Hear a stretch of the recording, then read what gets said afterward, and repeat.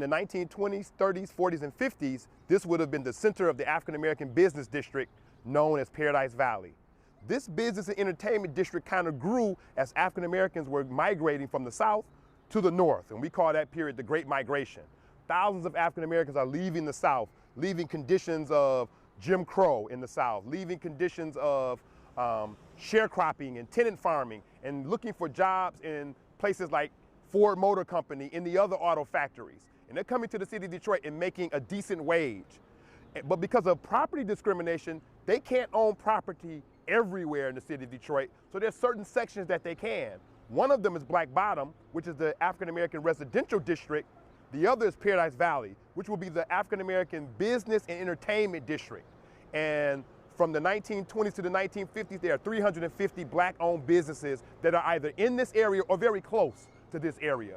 And this will be the center of African-American business activity. Hotels, restaurants, jazz clubs, stores, all the things that are part of African-American needs and of course part of African-American culture will take place right here in Paradise Valley. It will end up being destroyed after the 1956 Interstate Highway Act. The federal government passes an Interstate Highway Act where they will fund the building of freeways throughout the country. The cities get to pick where those freeways go. And the city of Detroit, political leadership at that time chose to put it right down the main street of the African-American community, Hastings Street.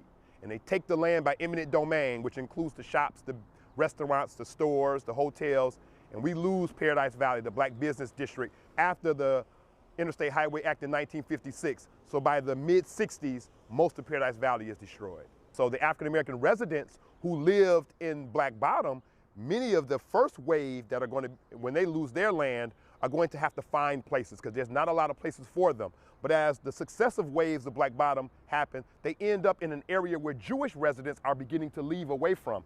African-American migration in and around the city of Detroit follows Jewish migration because Jewish migrants are more likely to rent and sell places to African-Americans than any other ethnic group. And so they move into the area where 12th, Dexter, Linwood, and Grand River, that West Side neighborhood, which of course is going to be the neighborhood where the 67 uprising is going to occur. There never will be a center of African-American business ownership in the city of Detroit. We lose that when we lose Paradise Valley.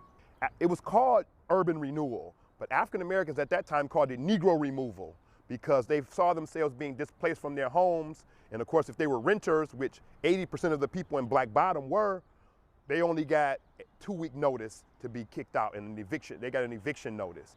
There's already a wealth inequality between African Americans and the white community in Detroit. It's going to deepen that wealth inequality because now you've lost everything and have to start all over again.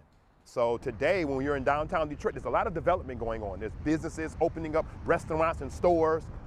But had Black Bottom and Paradise Valley not been destroyed, much of the downtown development would be being done by African American business owners who would have been growing since the period of Paradise Valley. So you had 350 black-owned businesses in the 1930s. What would that look like in 2019 had they not been forced to relocate?